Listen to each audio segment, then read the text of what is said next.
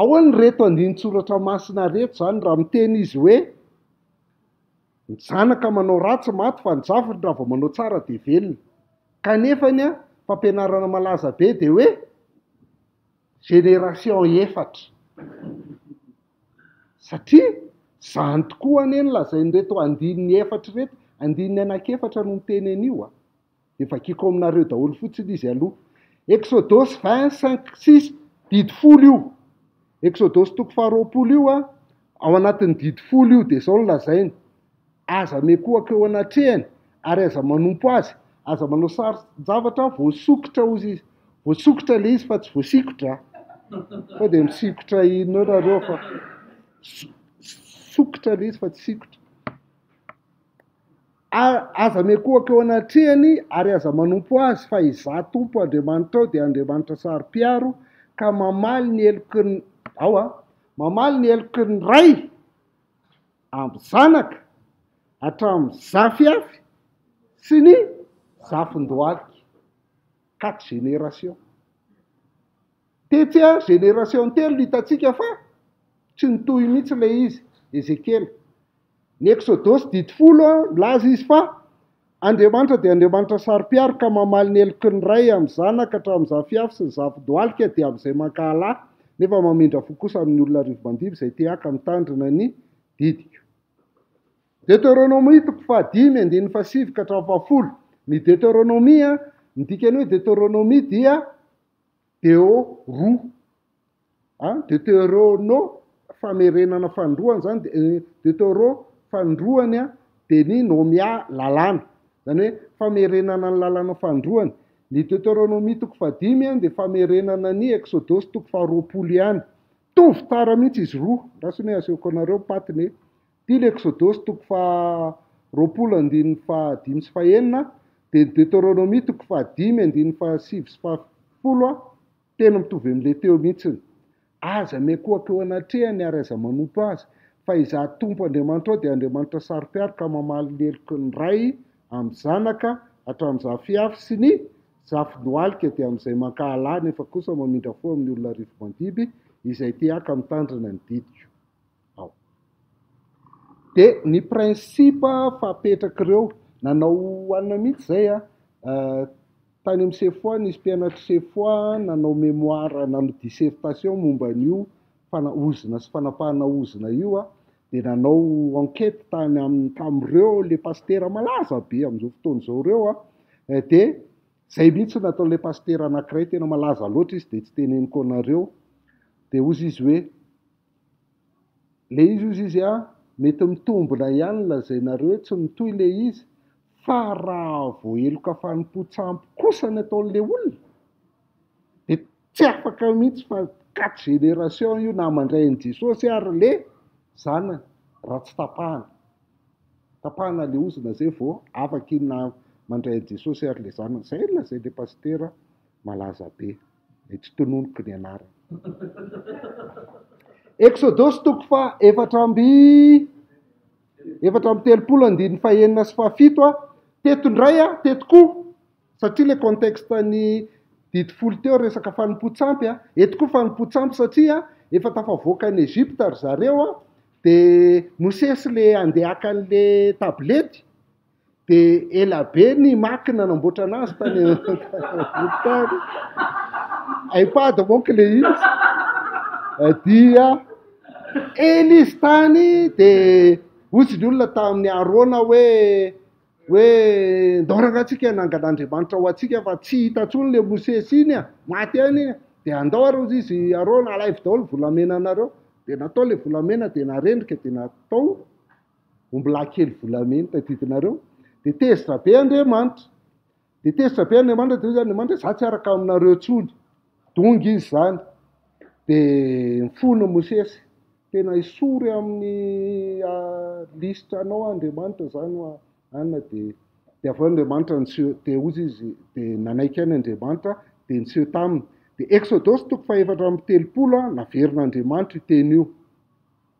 Ary ny tompo nidina teo anatin'ny rahona ka nijanona teo akaikiny, dia nanonona ny anaran'ny tompo, ary ny tompo nandalo teo anatrehany ka niantso hoe amin'ny fiteninareo izy dia ohatra hoe Jehova, Jehova Andriamanitra mamindra fo sy miantra maharo-po sady be famindrapo sy famarina, mitahiry famindrapo amin'ny olona rivo mandimby, mamaelaeloka sy fahadisoana ary fahotany, kanefa tsy manamarina meloka fa mamaly ny eloky ny ray amin'ny zanaka sy ny zafy hatramin'ny zafy afy sy ny miakatra dimy le izy. Miakatra dimy le izy eto. Fa misy anankiray fa nefany io nomero toko fa efatra ambin'ny folo andininy fahavalo ambin'ny folo.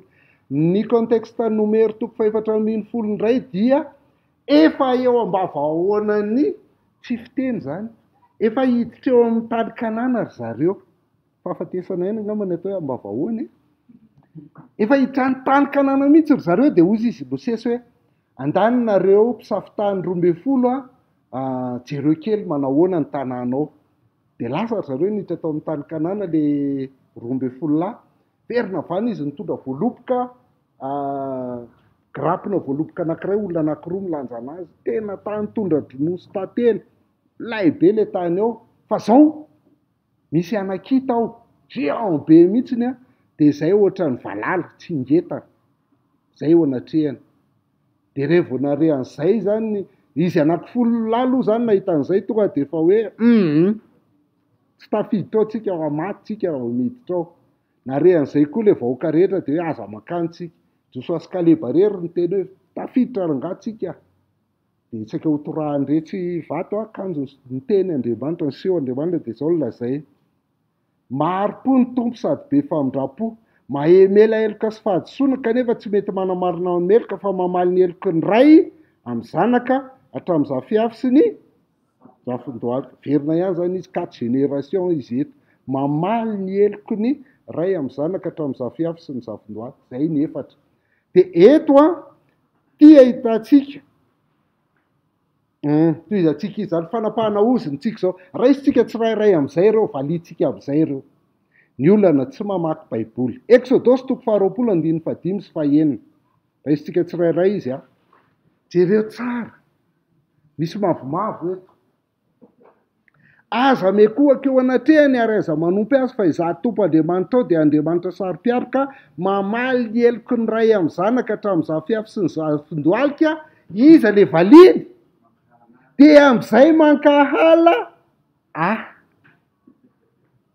ao ve? Fa tsy hoe izay zanaka rehetra na mandray an'i Jesosy ara dia valiny foana, fa ozy izy hoe izay mankahala. Nitoy an'io mbola rehefa avy eo vakitsika hoe mamindra fo kosa amin'ny olona rivo mandimby izay te-haka mitandrina ny didiko. Zay iny zany. Faharoa, misy fampanantenana miaraka aminy, miaraka amin'io zavatra io zany. Deutéronomie jerevantsika azy.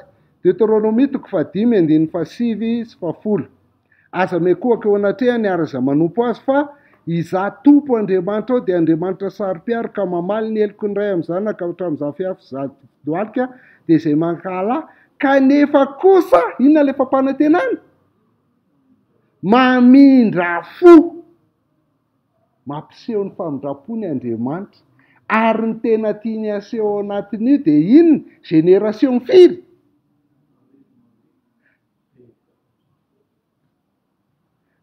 4 sur 1000 angely izy. Azonareo ve? Tsy vakin'ny olona mihitsy io fa ny azy dadabe sy ny anona ihany ny jereny, fa tsy jereny hoe misy arivo. Ny tiany lazaina zany dia hoe ny famindrapon'Andriamanitra dia lehibe lavitra noho ny famaliny heloka. 4 fotsiny famaliny heloka, 1000 ny famindrapony. No resaka fahasoavany ity toko fa tsy resaka ozona. Ary tsy vitan'izay.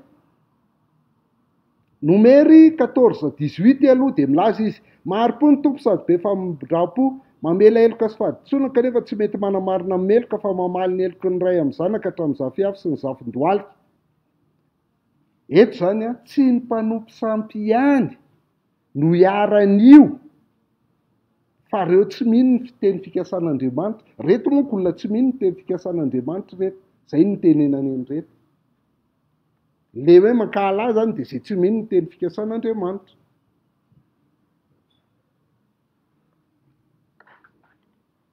aloha zany ny anankiray verenantsika amin'izay le exodosy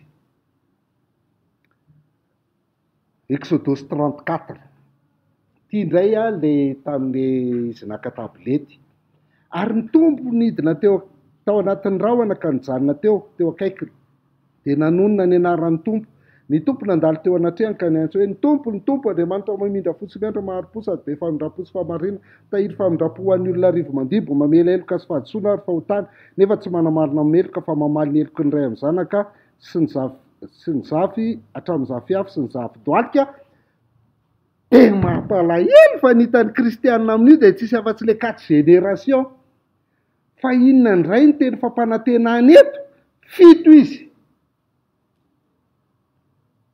toetra n'Andriamanitra tsika Jehova Andriamanitra manina ozy izy mamindra fo faharoa miandry fatelo maharim-po fahefatra be famindrapo fadimy famarina fafito mitahiry famindrapo ny olona rivo mandimby ary fafito mamela eloka sy fahadosoana ary fahotana. Alleluia! Zany Andriamanitra tsika tsy jere za fa ny azy ozina amin'ny 4 génération jerena. C'est grave a. Fa inona ny anton'izany? Ny anton'izany ny clientélisme. Mba manao an'izany serse fa mba atapaony izy olona fa miakatra be mihitsy le toase tonga tsy dia lasa mpanan-karena be mihitsy. Marina! Teneniko ty anankiray ty fa iny tena malaza indrindra mantsy heritiana vaony olo atao amin'ny télé hoe efa nentin'i Jesosy inge ny ozina rehetra dozy izy hoe mety zany ny voalaza amin'ny baiboly fa raha ny olona tonga eto amiko eto mila tapahana ny oziny ozy izy dia be dia be. Donc ny zavatra hitako ny any marina amiko fa tsy zay lazain'ny baiboly zany lazainy zay mihitsy ny expression dia toizantsika izy voalohany aloha ndao tsika hijery baiboly fa raha misy ansana délivrance ao nanankiray ary teneno fa tsy nahita an'izany mihitsy aho hoe iny dia nisy nanderak eo amin'ny anina dia na eo ndre namela tany dia avy eo izy tapatapa Jesosy biala tsisy izany eo indrindra hoe olona misy ozina zany dia tapahana tsisy fanapahana ozina mihitsy ao anaty baiboly na ray ahy fa tsika olombelona tiatsika mihitsy le anaovana séance anaovana asa dia otra mba miakatrakatra ny finoana fa tenin'Andriamanitra ny finoana dia avy amin'ny toriteny avy amin'ny tenin'ny Kristy fa tsy avy amin'ny fombafomba sy ny zavatra ohatr'izany. Faharoa re olona le ray aman-dreny nge ny resahany eto ozy izy Andriamanitra dia Andriamanitra mamindra fo tsaro-piaro ozy izy ka mamaly ny eloko ny ray amin'ny ozy raha manao adisonina dia ka mbola mankala koa ny zanakao dia valiko raha mankala koa zafy kelynao dia valiko raha mankala koa zafy afinao dia valiko ary mbola mankala koa zafy doalikao dia mahazo. Le ray aman-dreny resahan'Andriamanitra eto tsy ampitandremany eto noho izany satria ny tia lazaina dia izao hoe misy fiantraikany any amin'ny taranaka io ataonao io satria ianao modely hitany eo dia mazava ho azy fa hanao ny ataonao koa izy amin'ny ankapobeny zany ene io rehefa ny dada no mpisotro toaka dada be mpisotro toaka dada mpisotro toaka dia mazava ho azy zany fa ny dada toa rehetrarehetra koa mpisotro toaka daholo dia mazava ho azy fisaka fetim-pianakaviana dia misy toaka daholo ary na ianao kristianina raha manambady ka tsy asianao toaka mihitsy amin'ny mariazinao dia voakary amin'ny tomobile ary zalahy jerenao amin'ny tomobilinao mbany ao fa misy ao ambalina tabatra ary dia efa misy io arakaraka io zany ve ny olona hitanao amin'ny fianakavianao normal raha mpisotro toaka ianao dia zay mahatonga anazy miteny hoe ozina le izy satria jere tokoa ne jery zany ianao dadabe anay mpisotro toaka dada anay mpisotro toaka dada toa anay mpisotro toaka kozay anay mpisotro toaka daholo zay rehefa vory mpisotro toaka Tsapisotro maty afa ozina. Ny filazan'izany tsy ozina ny filazan'izany fa atao hoe tarazo. Azonao dikany hoe tarazo dia zavatra mikirazorazo avy any ambony midina aty ambany. Fitezana le izy. Fitezana satria io modely hitany dia ohatr'izay. Saram-panambadiany dadabe, saram-panambadiany dadatoa, saram-panambadiany dadanay, dia ho anahy koa izany rehefa tsy hoe mety zavatra mifanaraka izay mivady dia solution tsotra indrindra ho anay menakavy dia saram-panambadiana. Zay le zany mahatonga an'io fa tsy hoe resaka inona akory. Ny fomba fihinanay sy ny fomba fisakafoananay tsy milamina tsara na andraso aloha mpitondra moto be dadabe maty izy talohan'ny fa 15 taonany. Mpitondra moto dadanay maty izy fa 15 taonany. Fa za tia moto be sao dia tsy haritra 15 taona ry aty. Ka ianao mandeha mafy be rehefa mitondra motoko tsy ho faty. Tsy oziny zany fa zany ny atao hoe tarazo, zavatra io. Ka misy fiantraikany amin'ny zanaka zany zavatra ataon'ny ray aman-dreny dia zay le ampitandremin'Andriamanitra eto. Zay ny tenen'Andriamanitra eto hoe raha izay mankahala ny ray ny zanaka ny zafy sy ny zafin-dohalika dia miatra daholo izy. Fa tsy voatery mitondra fanameloana akory, fa ny fanamelohan'ny ray dia anazy ihany, fanamelohan'ny zanaka dia anazy ihany. Fa kana tsy mitondra fanameloana ary izy dia mety miatra an'io. Ka matoa meloka le zanaka dia satria izy manao ratsy tahaka ny nataon'ny ray. Tsy afaka s'excuser mihitsy zany le zany. Ka dadanay tsy inona nanao ohatr'izao ka. Non, nanao koa ianao dia meloka koa ianao.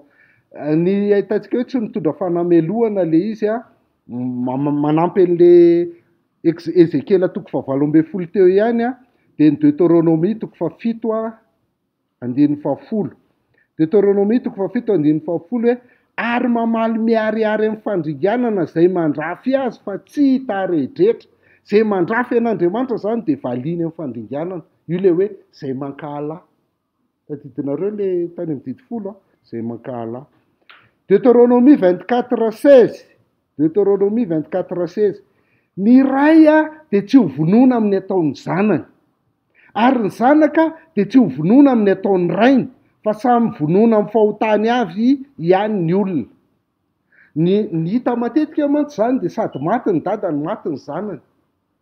Dia io ara fa maty izy roa satria ny dadany nihinana voaloboka marikivy, fa matoa maty koa le zanany dia nanao ratsy koa zany le zanany, nanao ny nataon'ny rainy, fa tsy nanao an'le ohatra ny raisin'ny Ezekiela 18 ety. Noho izany tompoko, diso adresy ny olona izay mangataka ny zanaka hoe ndana mifona ho an'ny ray aman-dreny. Fona amin'ny fahotan'ny dadanay, fona amin'ny fahotan'ny dadan'ny mamanay, fona amin'ny fahotan'ny dadan'ny dadanay, fona amin'ny fahotan'ny dadabe an'ny dadanay, fona amin'ny fahotan'ny dadabe an'ny mamanay, fona amin'ny fahotan'ny dadabe an'ny dadan'ny dadan'ny mamanay sy ny maman'ny dadan'ny dadan'ny vadany dadan'ny tsaito. Fa zany mihitsy ke le mila atao raha te hanapaka ianao dia tsy maintsy ataonao an'izany le izy. Non, zavatra midiny io. Ny ataon'ny ray hitan'ny zanaka dia hitan'ny zafy avy dia zay mila tapahana. Fa tsy hoe ny zanaka no mifona ho an'ny ray aman-dreny. Non, tsisy fifonana. Zay le hoe na Noa na i Joba na i Daniel aza no angataka dia tsy. Ny andrasana aminao tsy hifona ho an'ny razanao, tsy zany mihitsy ny anton'ireo texte anankefatra ireo. Tsy ny fonanao amin'ny razanao fa ny elanao amin'ny fanaony razanao. Satria ny razanao dia mety mametraka dindo, dikan'izany hoe mametraka influence ratsy aminao ka mila ialanao. Zay ny dikan'ny dity 10 Exodosy 20 sy Deutéronome 5. Tsy fona ho an'ny razanao no andrasana aminao fa ny elanao amin'ny fanaony razanao. Alohan'ny hidirantsika amin'ny famaranana an'ilay izy aty amin'ny testamenta vaovao dia tiako ny ampiseho antsika ny fanambaran'Andriamanitra.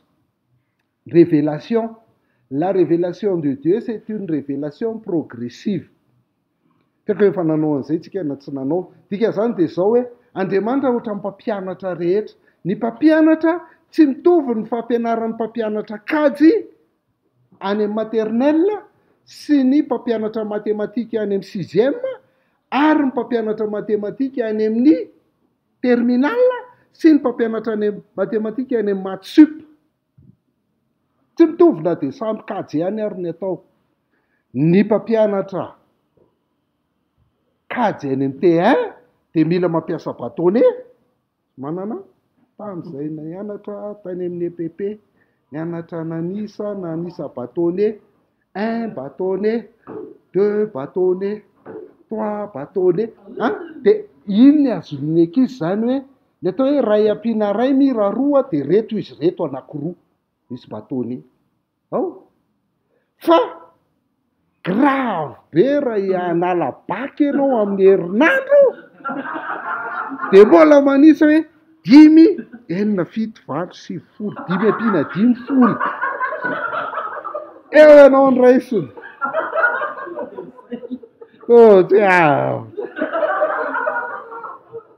Na ianao dia any amin'ny maths sup ianao dia ny inona ny cosinus ny tangente ny logarithme ny alina dia ianao mbola manisa hoe 4 ampitomboina 3, 4,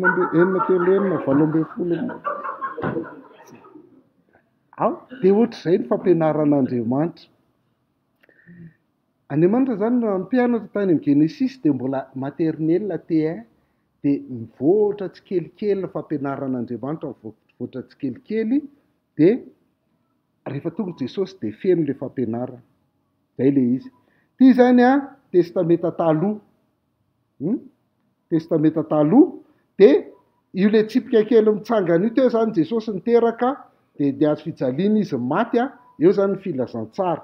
Ny filazantsara mbola tsy feno ny fanambarana ao anaty filazantsara. Na atsotsika hoe testameta vaovao mbola tsy tena testameta vaovao ny filazantsara. Mbola tsisy kristianina mihitsy ao anaty filazantsara fa tsy Jesosy rery ihany. Fa na Petera na i Jaona mbola tsy kristianina fa mbola jiosy tamin'izany mampianatra azy. Dia ny in'ilay mahitsy iny amin'izay zany iny ny testameta vaovao. Zay ilay any efa feno. Dia reto ilay anonantsika. Ny Exodus mbola taty ambany be taty. Mbola tany aloha be tany ny Exodus, mbola tena kely fahaizan'ny olona. Fa efa ambonimbony fahaizana efa nivoatra izy ao amin'ny Ezekiel. Dia aty amin'ny Galatianina izay ho resantsika avy eo izy efa feno ny fanambarana amin'ny Galatianina. Fakazo ve tsika azonareo efa andeha an'ilay mianatra? Fampianaran'Andriamanitra koatr'izao. Zany hoe mbola tsy tena mazava loatra izy zany tany amin'ny Exodus efa nazavazava kely izy aty amin'ny Ezekiel ary aty amin'ny Galatianina izy mipetraka tsara amin'izay ny tian'Andriamanitra tongavana. Inona ny tian'Andriamanitra tongavana amin'ity zavatra ity? Verenako ilay teo. Tsy ny fona ho an'ny razana ny andrasan'Andriamanitra ny tenenanan'io didy folo ilay Exodus toko 20 teo fa ny elana amin'ny ratsy amin'ny fanaon'ny razana. Tsika? Ary niverenana amin'ny Jesosy. Zay ny tanjon'Andriamanitra niverina amin'ny Jesosy Kristy satria Jesosy Kristy efa nitondra ny ozona rehetra. Jesosy Kristy. Ny olona rehetra zany samy tompon'andraikitry ny adalany ilay nolazaintsika teo. Raha manao tsara ny ray dia velona izy. Raha manao ratsy ny zanaka dia maty izy. Raha manao tsara ny zafikely dia velona izy. Samy tompon'andraikitra.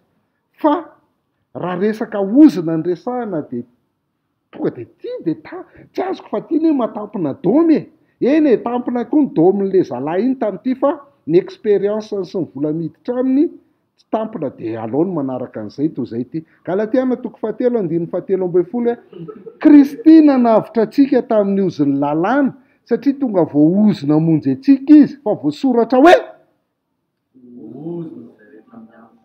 voaozona izay rehetra miantona amin'ny azo. Dikan'io zany dia zao hoe ny ozona izay tokony niatra tamiko rehetra noho ny tsy fankatoavako, noho ny tsy finoko ny teny fikasan'Andriamanitra, eny noho ny fanompoky sampy. Rehefa ninoan Jesosy dia efa nentin' Jesosy teo amin'ny hazo fijaliana. Kristy nanavitra antsika tamin'ny ozony lalàna satria tonga voaozona monjy antsika izy fa voasoratra hoe voaozona izay rehetra miantona amin'ny hazo.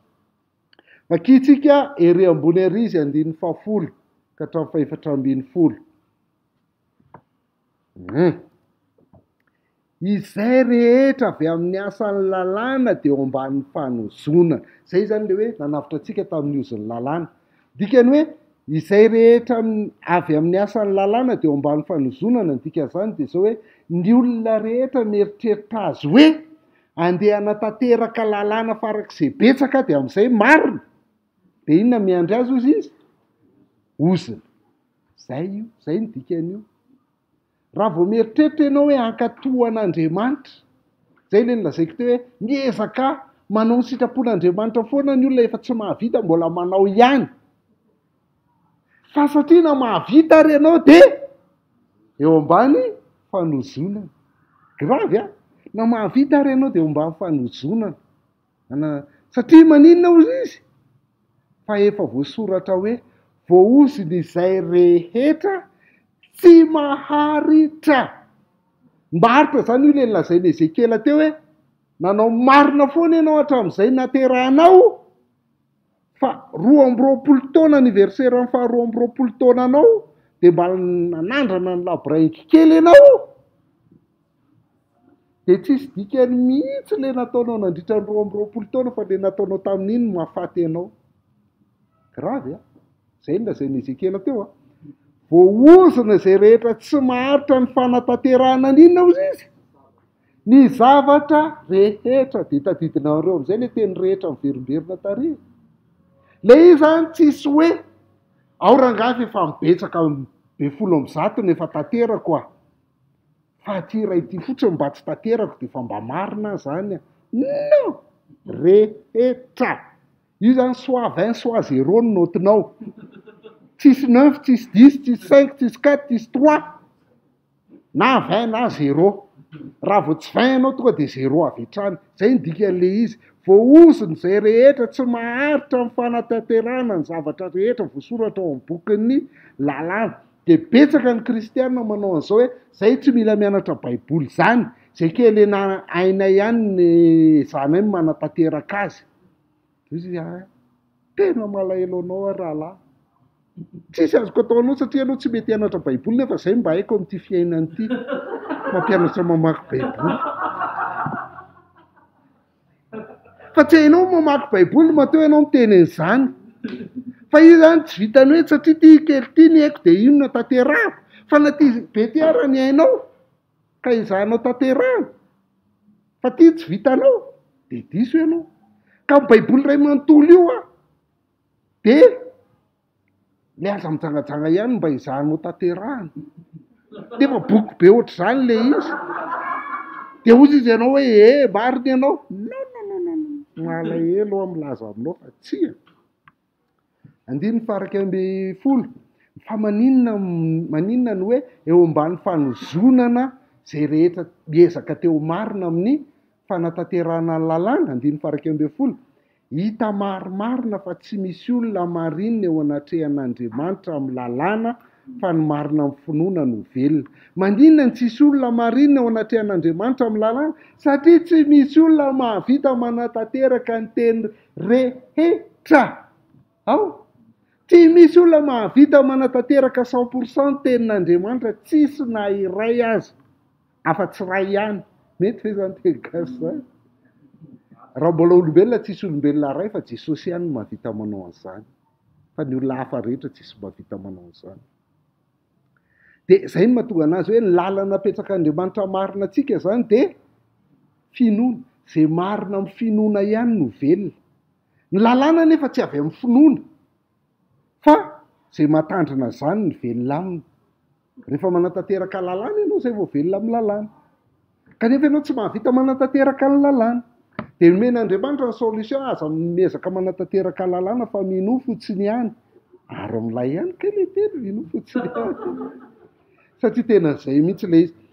Inona no olana rehefa miezaka manatanteraka ny lalàna ianao le rehetra hatrary amin'ny Ezekela. Le rehetra ary amin'ny Ezekela dia Jakoba 2:10 manazava azy tsara. Jakoba 2:10 hoe na iza mitandrina ny lalàna rehetra kanefa diso amin'ny ray no dia meloka amin'izy rehetra. Dia ozy izy kristianina hoe tsy marina ny lalan'Andriamanitra, ry kristianina havana. No ny lalan'ny tompo vany tsy marina fa tsy ny lalanao vany tsy marina. Tadidinareo ilay ady hevitra teo amin'ny Ezekiela 18 izay. Na iza mitandrina ny lalana rehetra nefa diso amin'ny ray loha dia meloka amin'izy rehetra. Dia manome ohatra Jakoba. Le miteny hoe aza mijangajanga ihany ange no miteny hoe aza mamono olona. Ary raha tsy mijangajanga ianao nefa mamono olona ihany dia mandika lalana ianao. Zay. Diso foana tsika zany nina ataontsika raha vao misy tsy tanteraka ao io dia diso foana io. Dia zay no mahatonga ny Paoly ao amin'ny Galatiana miteny hoe aleo miverina any amin'ny Jesosy. Satria Kristy no nanavitra antsika tamin'ny ozon'ny lalàna, satria tonga vao ozona hamonjy antsika izy, zany hoe le sazy rehetra, le ozona rehetra tokony hatramiko no za tsy nanatanteraka ny lalàna, tsy nahavita nanatanteraka an'le lalàna, dia nentin'i Jesosy teo amin'ny hazo fijaliana. Zay le izy. Efa nentin'i Jesosy teo ny tsy vitako mba 14 mba ho tonga amin'ny jentilisa ny fitahinan'i Abrahama amin'ny Kristy Jesosy, ary mba ho raisintsika amin'ny finoana ny teny fikasana ny amin'ny fanahy. Zavatra anankiroa no raisiko ao anatin'io. Ny anankiray voalohany dia le hoe afaka ny ozona rehefa mino an'i Jesosy ianao dia tonga amin'ny jentilisa ny fitahiana. Tanareo? Ngamba diso ty fa tokony misy 14 dièse 13 bémol, mety ve zany? Misy eo anelany eo zany raha muzika le izy, tsy haiko raha mety zany na tsy mety amiteniteny foana, tsy kapoaka koa fa mba mamizay sy tava mba misy musicien eto teo. Ny olona zany mieritreritra hoe tokony misy eo anelany eo hoe Jesosy nanavitra antsika tamin'ny ozony lalàna fa tonga vao ozona hamonjy antsika izy, fa voasoratra hoe ozona izay rehetra miantona amin'ny azo raha ohatra ka misy fanapahana ozona. Fa tsisy an'izay ao. Fa tsotra fotsiny vao mino an'i Jesosy ianao dia azonao ny fitahiana. Ray izay. Faharoa, rehefa mino an'i Jesosy ianao dia mba ho raisintsika amin'ny finoana ny teny fikasana ny amin'ny fanahy. Tadidinareo amin'izay ilay fanahy. Ezekiela 11, Ezekiela 36. Omeko fanahy fo vaovao ianareo. Fanahy vaovao nataoko ao anatinareo mba hahatonga anareo hanatanteraka ny lalànako sy hanaraka ny fitsipiko. Zay. Lasa mahazo io fanahy io tsika rehefa mino an'i Jesosy dia io fanahy io no miasa mahatonga antsika manatanteraka an'ilay tenin'Andriamanitra rehefa avy eo mahatonga antsika velona. Ka noho izany tompoko lahy sy tompoko vavy, izay tsika vao mamarana. Basikila aloha tena maina be mihitsy fa tsy mety manao fotoana.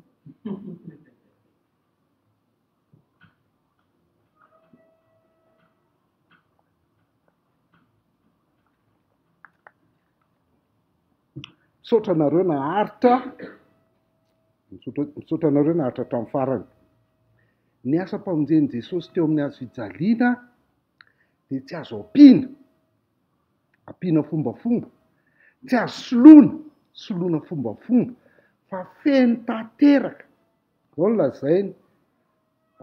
Raha vao ampianao io na kely ary dia tonga dia tsisy dikany, tsy efikasy. Na ny asan'i Jesosy efikasy 100%, na tsy efikasy mihitsy. Na 20, soit 20, soit 0. Zay foana miaraka amin'i Jesosy, soit 20, soit 0. Dia tsika koa soit 20, soit 0. Raha vao mino azy tsika tonga dia 20 sur 20 marina. Ianao mbola tsy mahavita mankatoa tenin'Andriamanitra, fa marina ianao anatrehan'Andriamanitra satria ianao amin'ny Jesosy. Dia rehefa mijery anao Andriamanitra dia ozy hoe marina le sy laritry Jesosy kely, nefa faly io hitan'io. Zay le izy, 20 sur 20.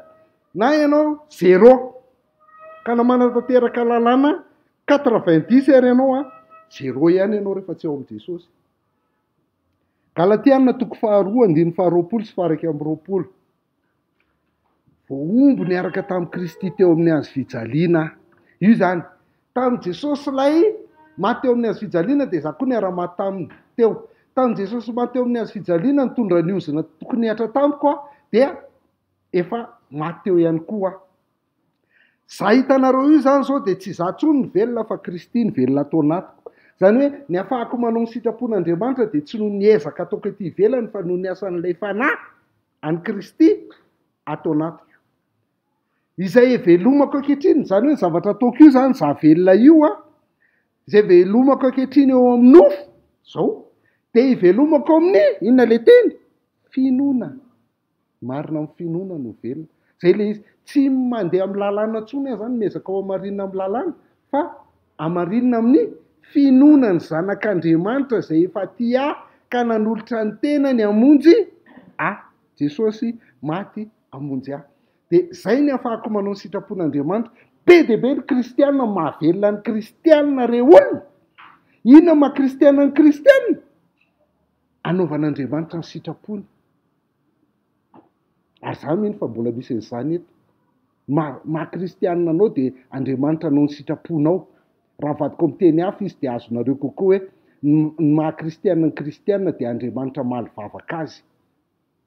Zany nge dikeny hoe mamalivavaka Andriamanitra.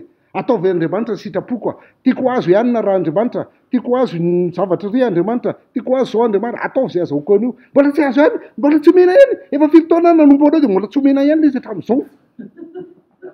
Anao greffe de la faim ianao mbola mena azy fotsiny za fa tena tanterahako zany mbola tsy mamena. Dia zany hoe ataovy ny sitrapoko. Fa rehefa mijery eto ianao hoe tsy za intsony ny velona fa Kristy ny velona atao anatiko, dia ny velomako zao zany dia hanao ny sitrapon'Andriamanitra fa tsy Andriamanitra manao ny sitrapoko. Zany ny fiainana kristianina. Fa rehefa manao sitrapon'Andriamanitra ianao omeny ianao daholo zavatra ilainao ahafahanao manao sitrapon'Andriamanitra na inona. Hafa amin'ny ankapobeny tsy fantatrao fotsiny le na inona na inona. Ianao mieritreritra hoe raha tsy mahazo an'ity tsy mahavita. Efa tsy ilainao akory iny dia tsy omeny anao. Zany fanarahana ny tompo. Toy izy antsika amin'izay izy farany 9:20. Tsy mahafoana ny fahasoavan'Andriamanitra fa raha amin'ny alalan'ny lalàna, na raha avy amin'ny délivrance, na avy amin'ny fombafomba, na avy amin'ny fivadikanina, na avy amin'ny ezaka ny fahamarinana, dia dingy amin'ny tsisy dikany lery. Ataontsika an'izay mihitsy izy. Maty tsisy antony nahafatesan'i Jesosy teo amin'ny hazo fijaliana raha ohatra ka azoko atao zany amin'ny alalan'ny ezaka ataoko, amin'ny alalan'ny fombafomba, amin'ny alalan'inona. Tsy mila an'izany intsony. Efa vitan'i Jesosy daholo ny zavatra rehetra. Inona no lazainy tamin'izy teo amin'ny hazo fijaliana? Hoy izy hoe vita.